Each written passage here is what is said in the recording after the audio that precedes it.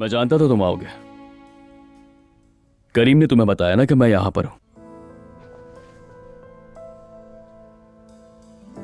आयशा कहाँ है? तुम्हारा उसके साथ क्या काम है? मेरी मंगेतर के साथ तुम इस घर में आखिर क्या कर रहे हो? आयशा, पहले रिलैक्स हो जाओ। आयजा से बात करते हुए आवाज और अपने लहजे का ख्याल रखना। मुझे आयशा से कैसे बात करनी है ये तुम बताओगे?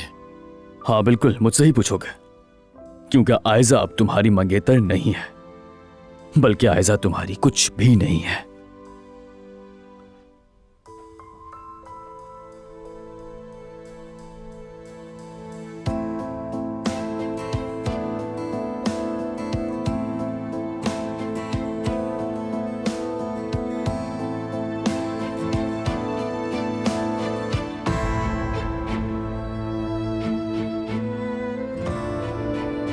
सब खत्म हो चुका है।